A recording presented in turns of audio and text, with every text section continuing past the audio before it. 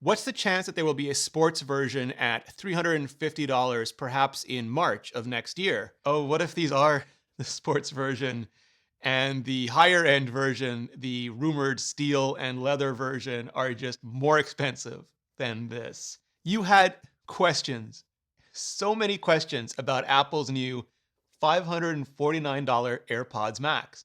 And you wanted answers. You wanted the truth. Well, I'm here to give you just all the truth you can handle. As always, members over at patreon.com/ReneRitchie have Q&A priority. And yeah, I have Patreon because I went indie in 2020. And if your question didn't get answered or you just have more questions, hit that subscribe button and bell, and I'll hang out when new videos go live in the chat and answer all the questions you might have. Now let's do this. George Rubin on Patreon. Are the pads replaceable? Bose and Beats wear out in a couple of years, and will they automatically turn off when I fall asleep? So first part, the pads are replaceable. They're magnetic, and Apple does sell replacements. I think they're $70, $69. Will they automatically turn off when you fall asleep? Kind of, but not really. Like, they have no way of detecting that you're asleep. They do have sensors inside the cups that know if they're physically on your head and positioned properly over your ears. So if you fall asleep and, slide down and they get pushed off your ears or turned or rotated, the sensor will probably trip and turn them off. But I think that's more incidental than intentional. Patrick Christensen on Patreon. Given the size of the AirPods Max, do you see a potential for them to one day have LTE or 5G so you could just use these on a run? No watch, no phone. Yeah, absolutely. Apple has been continuously pushing technology into smaller, more convenient forms. It's like that old parallel where we used to have clock towers in the town square, and then we had grandfather clocks in our living room, and then we had pocket watches, and eventually we had wristwatches. We used to have mainframe computers and big companies and universities, and then we got personal computers for our desks, and then we got pocket computers with our phones, and now we have wrist computers with our watches, and even ear computers, 10 audio core ear computers in AirPods. And the functionality just keeps getting pushed into these smaller, more convenient form factors. So absolutely, I think from the moment they introduced AirPods, the idea, the thought, the potential was just that they would do things like stream Apple Music or podcasts or audiobooks, maps, directions, everything straight to the AirPods eventually. And obviously it's easier to take the power demand of those in something as big as the AirPods Max. But I think eventually we'll have them in something as small as the AirPods Pro, even smaller maybe. Jonas Lamp on Patreon. Why Lightning? Why not USB-C or even MagSafe 2? So if by MagSafe 2 you mean the version that just shipped with the new iPhone 12, I mean, that would be great. It probably just wasn't ready in time. This product has been in development. The AirPods Max have been in development for 4 or 5 years. And MagSafe probably in a parallel but different trajectory, and they just did not line up for this. I don't know how feasible it would have been to include all of the magnetic inductive technology in the first generation AirPods anyway, but certainly over time, I think that's the direction that Apple wants to move. But I think until they get to that MagSafe point, they're just sticking with Lightning on everything that they can, on everything that doesn't require either the higher power delivery or higher data throughput of USB-C, things like, the iPads now and the Macs for the last few years. Catatonic on Twitter. Is there a jack for an audio cable on the AirPods Max? And no, but kind of. There is only a Lightning port on the actual physical headphones themselves, but Apple and other people sell a Lightning to 3.5 millimeter headphone cable. So you'd plug the Lightning part into the AirPods Pro Max, and then the 3.5 millimeter part into any aux port. And then you just play the audio out from that device through the DAC in the cable and right into the AirPods Pro Max. Nitesh on Twitter. I wonder if the digital crown and left-right sides were downgrades from what Apple planned, as they were rumored to detect which ear they were on and have a gesture touch zone. And yeah, so we live in this really weird time where there are just a lot of leaks about Apple products.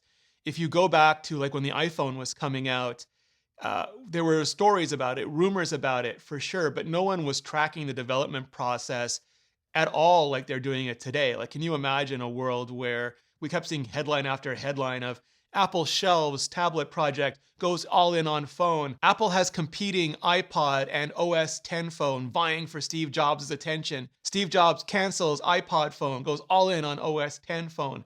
Apple engineers hold up in building that smells like pizza. Steve Jobs cancels plastic screen at the last minute, demands glass for iPhone, and then still having the iPhone ship without MMS or copy paste or apps.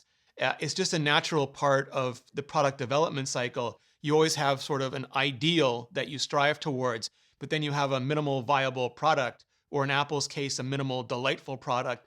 The set of features they believe necessary to sell the product into the market at its debut, and that is the pragmatic solution. So anything that's not ready, you just leave that aside because you have to ship. It's that whole great artist ship thing. And then those features either get rolled straight into a second or third version or become adapted or replaced with the features that do go into that second or third version. And this is totally normal. Again, we just live in an age where all the stuff gets reported.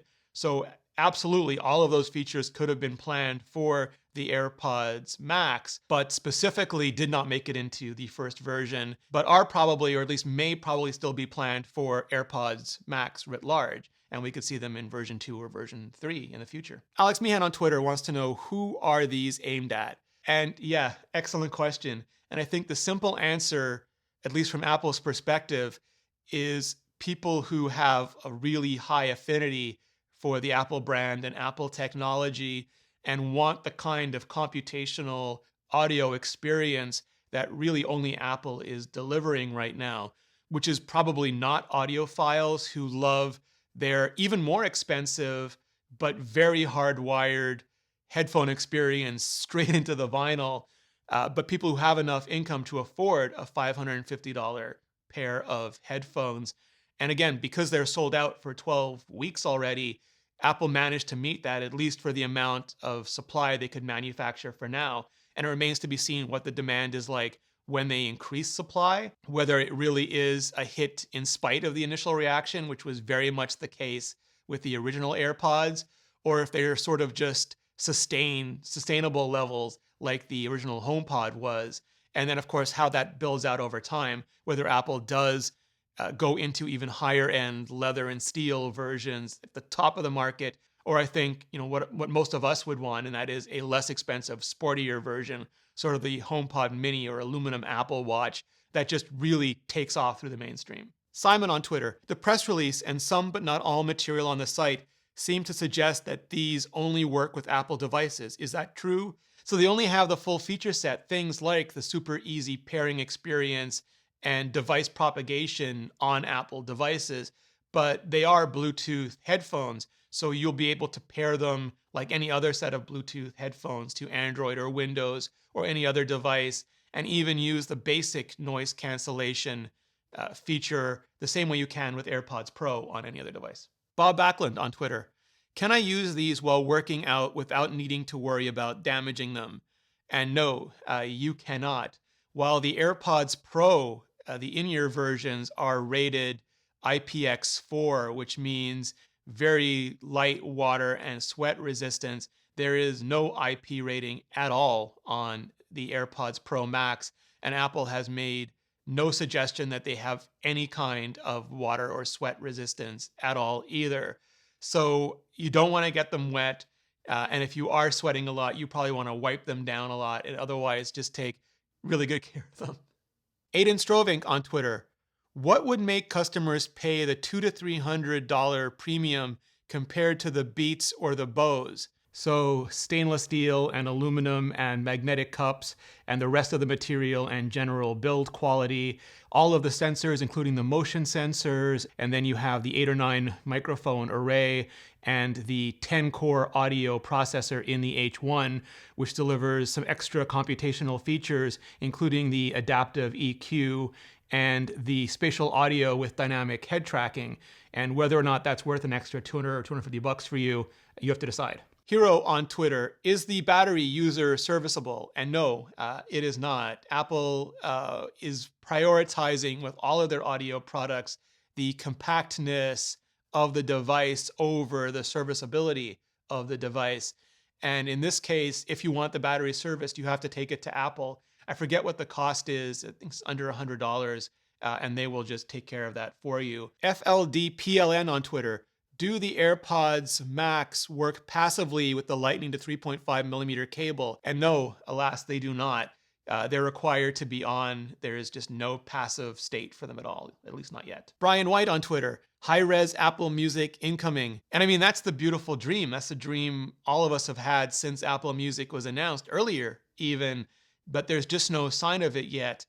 And if Apple were to do some sort of lossless service, I mean, it's arguable how high a bit rate they need to go, how high a bit rate a human can even determine, but at least having a higher quality option up to and including a lossless option. I mean, studios willing to license all of that to them would be fantastic, especially now that Apple is making such a big deal about not just the quality of their audio, but the computational quality of their audio. I mean, those algorithms can fix a lot, but the better the source, the better the result. Charlie Fish on Twitter, does it have a U1 chip in it? And Apple does not list a U1 chip. People have said there's no U1 chip. And I think if and when iFixit or someone else tears it down and doesn't find a U1 chip in it, we'll have absolute confirmation there isn't one. And it seems like U1 isn't a technology Apple is propagating everywhere yet. It's a technology they're using specifically in what I would consider main category devices, which are sort of the computational, the computer end of Apple's product line. And they're not in what I would call the accessory end at all yet. Bente Café por Dia on Twitter asks, seriously in need of an explanation on how they managed to get high fidelity audio via Bluetooth and with 256 kilobit per second AAC, which is what 99% of Apple apps use. Apple is using the computational audio to make up for the small amount of data contained in those files. And it's not exactly like, but it is analogous to computational photography, where they don't have big glass or big sensor the way a Canon or Sony camera does. They have these little tiny smartphone sensors with very little Z-index and very little information compared to those mirrorless or DSLR cameras. But because of the computational aspect, because of the big compute, they can take that information, that data, and make the absolute most out of it possible. Just apply every algorithm imaginable from Smart HDR3 to Deep Fusion to night mode, all of those things. And what the image signal processor does for pixels, the audio signal processor is doing for the bits in these music files, song files, audio files. And that is take the small amount of data they have and just make it be everything it can possibly be, including that data for stereo and surround sound up to and including Atmos. But again, better data in is going to always be better data out. So at some point, I hope Apple does move to that higher quality source. Noel on Twitter, what's the difference between AirPods Max and AirPods Pro, except for that one is over the ear and one is in the ear? I have an entire video where I go over in detail, in depth, all of the differences. So if you're having trouble deciding between them, I'll just link that in the description and you can check it out, and hopefully just every part of this question gets answered. And if anyone has any more questions or just wants to chat in general, check out our members-only Discord, where we talk about AirPods and iPads and watches and iPhones, Apple Silicon and gear and workflows, just everything, basically 24/7. And you can find it on Patreon, because I have Patreon now, patreon.com/ReneRitchie. And I set it up right after I quit my big media job in March, right before all of 2020 happened, and right when I started this new indie channel, because I needed a way and I needed a community to help make these videos better.